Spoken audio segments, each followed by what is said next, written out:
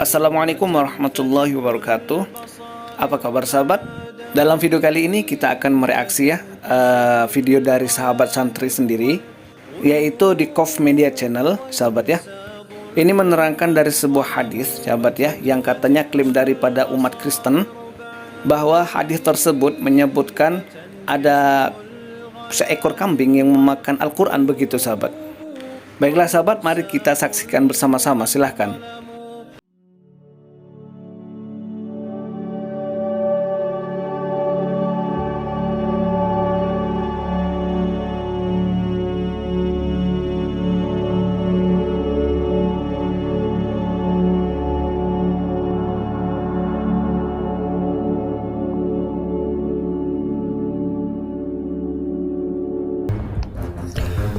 Memaksa orang kafir untuk berpikir memang sangatlah sulit, sesulit mengajari Abu Jahal tentang Islam. Allah Subhanahu wa Ta'ala dan Rasul-Nya telah memberikan contoh nyata betapa akal orang-orang kafir bagaikan batu yang sudah tercelup ke dalam kotoran sapi. Tidak hanya tidak berguna, tetapi juga menjijikan. Menuhankan yang bukan Tuhan, padahal Tuhannya sendiri bilang aku bukan Tuhan. Tetapi yang menyembah tetap aja ngotot kalau dia Tuhan. Baik sahabat santri, saya juga mengamini apa yang dikatakan oleh sahabat santri yang satu ini. Memang sangat susah untuk memberi pemahaman kepada orang kafir, sahabat ya, yang termasuk di sini salah satunya adalah umat Kristen, sahabat. Dan hal ini sudah disinggung oleh Allah Subhanahu wa Ta'ala dalam surat Al-An'am ayat 111, sahabat. Dan sekalipun kami benar-benar menurunkan malaikat kepada mereka dan orang yang telah mati berbicara dengan mereka, dan kami kumpulkan pula di hadapan mereka segala sesuatu yang mereka inginkan, mereka tidak juga akan beriman kecuali jika Allah menghendaki, tapi kebanyakan mereka bodoh, tidak mengetahui. Al-An'am 111. Baiklah sahabat, ini adalah salah satu ayat ya yang menerangkan bahwa orang kafir itu memang susah untuk diberitahu. Kalau begitu kita lanjutkan video berikut ini sahabat. Bantahlah argumen saya ini kalau kalian sanggup. Yesus adalah orang Israel, betul? Diutus kepada Israel, betul? Kalau dia itu Tuhan, siapa yang harusnya pertama kali menyembah Yesus? Siapa? Harusnya kan orang Israel, betul? Tetapi buktinya sampai saat ini tidak ada orang Israel yang menyembah Yesus. Justru yang menyembah Yesus adalah orang-orang bukan dari Israel. Yesus sendiri berkata di dalam Bible, inilah hidup kekal itu, yaitu bahwa mereka mengenal Engkau satu-satunya Allah yang benar, dan mengenal Yesus Kristus yang telah Engkau utus. Yohanes pasal 17 ayat 3. Nah sahabat, itu adalah syahadatnya Yesus ya. Yesus berkata dia hanyalah utusan dan hanya ada satu Allah yang benar. Kira-kira kalau kita tanyakan kepada orang-orang Kristen, apakah Yesus itu bukan Tuhan berdasarkan ayat ini, apakah mereka akan percaya? Pastinya tidak. Kalau ayat ini kitab mereka sendiri tidak percaya, apalagi ayat Al-Quran, jelas tidak akan pernah mungkin mereka percaya. Seperti apapun kita menjelaskan kepada mereka, tetap hasilnya sama. Karena kafir jelas-jelas tidak akan percaya. Untuk itu video ini saya buat bagi orang-orang yang mau berpikir dan berakal saja. Betul sekali sahabat ya, jadi orang Kristen ini tidak mempercayai Alkitabnya, begitu. Jadi hanya percaya kepada doktrin gereja sahabat.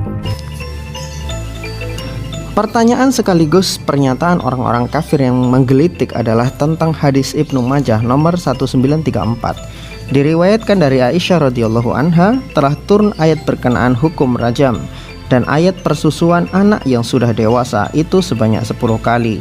Lembaran itu ada di bawah kasurku. Ketika Rasulullah SAW wafat, kami disibukkan dengan jasad beliau hingga burung-burung masuk dan memakannya. Baiklah, hadis ini secara sanad adalah dhaif mudallas rawi. Ya, jadi kalau Anda belum tahu apa itu mudallas rawi, kapan-kapan saya jelaskan. Untuk lebih mudahnya sahabat bisa cek di dalam mesin pencarian Google sahabat ya. Jadi dhaif disebabkan salah satu periwayatnya adalah mudallas, yaitu Muhammad bin Ishaq. Secara kedudukan hadis dhaif tidak bisa jadi landasan. Kemudian secara matan, hadis ini sangat aneh isinya. Kira-kira burung apa yang sanggup memakan lembaran kertas yang terbuat dari kulit kambing yang sudah kering? Kalau bahasa Jawanya adalah lulang wedus. Orang-orang kafir menerjemahkan dajin sebagai kambing, padahal kambing itu dalam bahasa Arabnya adalah ghanam. Tetapi jika Anda pakai Google Translate, kata dajim, bukan dajin ya, dajim juga bermakna kambing. Artinya orang-orang kafir menggunakan Google Translate untuk menerjemahkan hadis ini. Padahal dajim dan dajin itu sesuatu yang berbeda. Dajim itu artinya kambing, sedangkan dajin itu artinya burung-burung. Jadi sesuatu yang jauh. Secara logika, burung apa yang sanggup makan lulang kambing? Ya, paling-paling burungnya Christian Prince. Ya, Christian Prince. Ya, burungnya Christian Prince.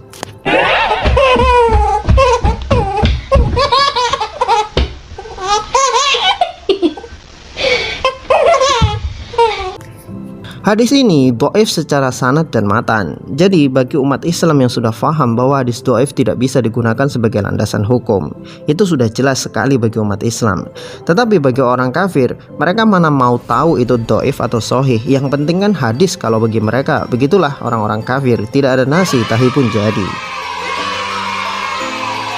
Kemudian mengenai hukum rajam yang telah dimansuhkan di dalam hadis tersebut. Inilah keunikan di dalam Al-Quran, ada sejarah dan ada asal-usul. Bagi yang tahu asal-usul pasti akan tertawa dengan tingkah pola manusia-manusia kafir. Begitu sibuknya mereka mencari kesalahan dalam Al-Quran, sampai-sampai mereka lupa bahwa Tuhan mereka pun punya asal-usul. Asal-usulnya dulu manusia dan dijadikan Tuhan setelah dia mati. Ish, mengerikan sekali sahabat ya, mentuhankan orang mati. Tentang nasi dan mansuh, Allah Subhanahu wa Ta'ala firmankan di dalam ayatnya, ayat manapun yang kami hapuskan atau kami hilangkan maka kami akan datangkan yang lebih baik darinya atau sebanding dengannya. Tidakkah kamu mengetahui bahwa sesungguhnya Allah Maha Kuasa atas segala sesuatu? Surat Al-Baqarah ayat 106. Ini orang Kristen kafir mana paham bang. Ada 3 tipe mansuh ayat. Pertama, ayatnya dihapus berserta hukumnya.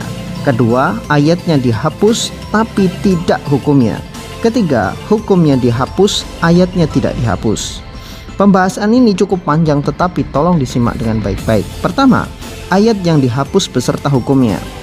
Dalam sebuah hadis, Aisyah radhiyallahu anha mengatakan, dahulu di dalam apa yang Allah Subhanahu wa Ta'ala turunkan di antara Al-Quran adalah 10 kali penyesuaian yang diketahui akan mengharamkan pernikahan.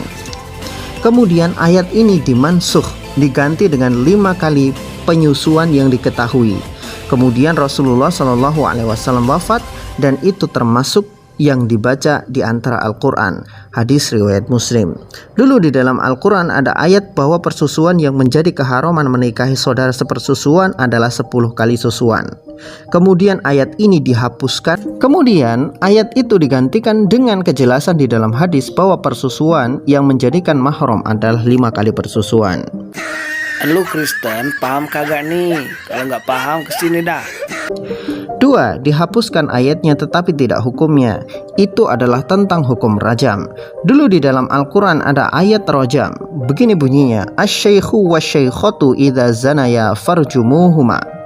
Ayat ini dihapus lafadznya dari Al-Quran tetapi hukumnya masih ditegakkan oleh Rasulullah SAW.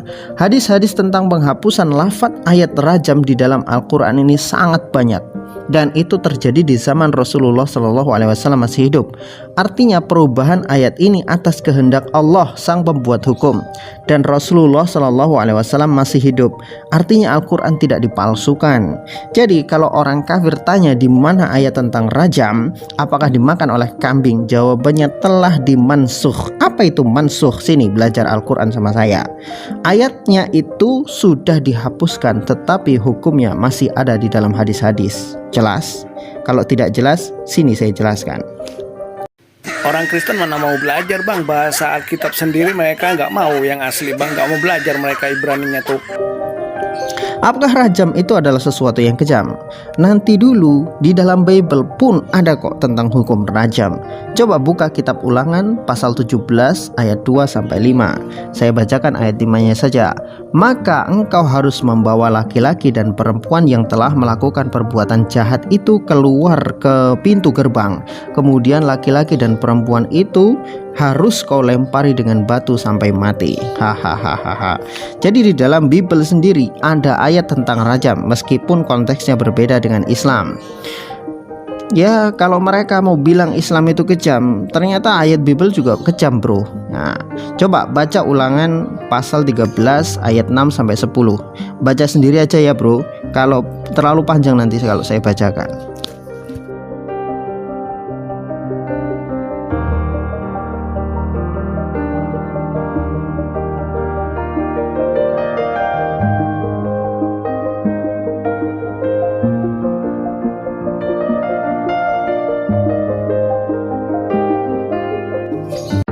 Sebentar bang, santri juga mau ngejawab nih bang, mau nambahin bang. Ini ada pertanyaan dari santri nih bang. Apakah Kristen Belanda, Kristen Portugis masa itu, apakah mengamalkan ayat-ayat ini? Wahai Kristen, jawablah Kristen. Apakah mereka itu mengamalkan ayat ini tanpa belas kasihan, menjajah Indonesia? Jawablah Kristen. Itu kan cikal bakal lu punya agama datang ke Indonesia, Kristen. 3. Hukumnya hilang tetapi ayatnya masih. Ini berkaitan dengan minum khamr, di mana ayat tentang pengharaman khamr turun 3 kali hukum secara bertahap. Dahulu orang-orang Arab minum khamr seperti minum air putih, maka pengharaman khamr tidak serta-merta langsung haram, tetapi 3 kali tahapan. Pertama adalah pembatasan, yaitu surat Al-Baqarah ayat 219. Mereka bertanya kepadamu tentang khamr dan judi. Katakanlah di dalam keduanya terdapat dosa dan manfaat bagi manusia, tetapi dosa keduanya lebih besar dari manfaatnya.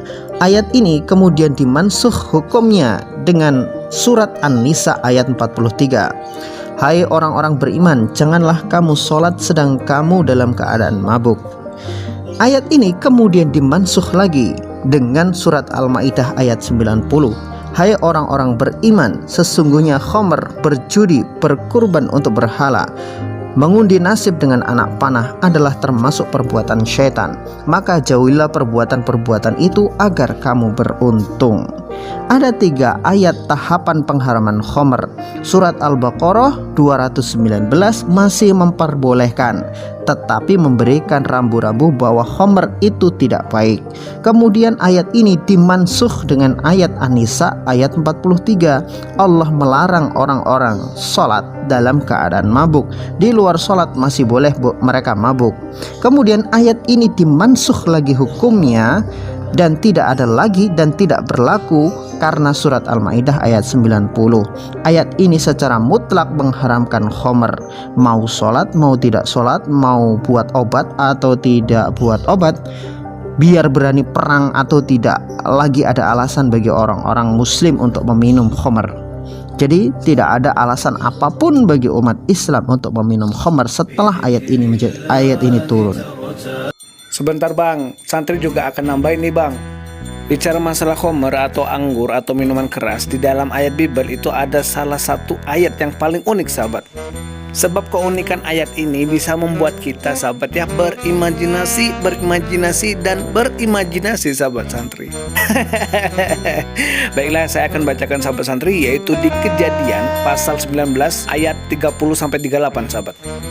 Pergilah Lot dari Zoar dan ia menetap bersama-sama dengan kedua anaknya perempuan di pegunungan. Sebab ia tidak berani tinggal di Zoar, maka diamlah ia dalam suatu goa beserta kedua anaknya.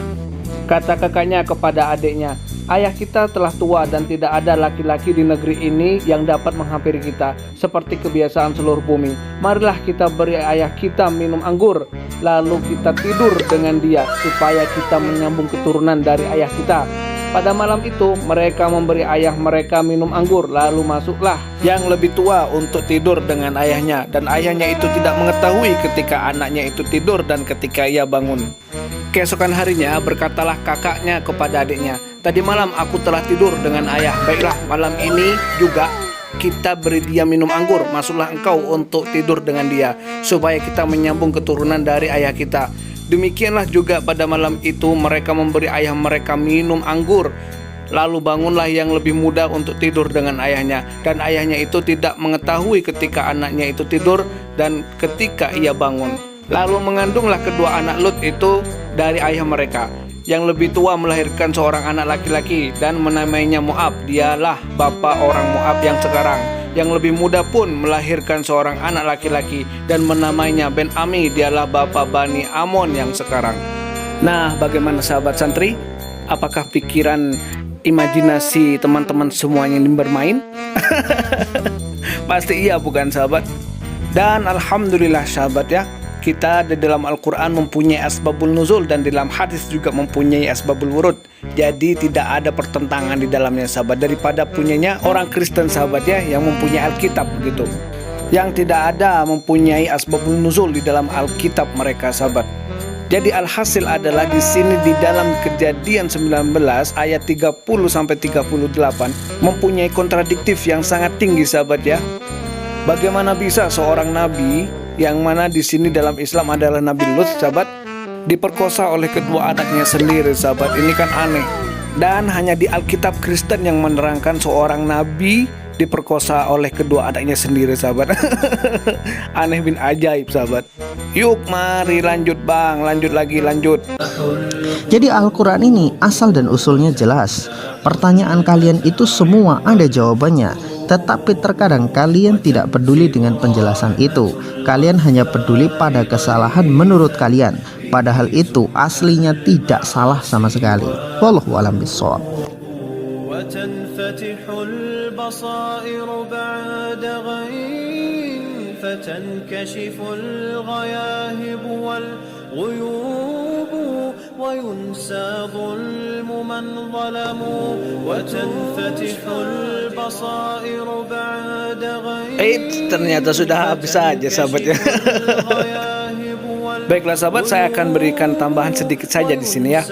Ini hanya untuk orang kafir sahabat ya, seperti yang Allah firmankan di dalam Al-Quran.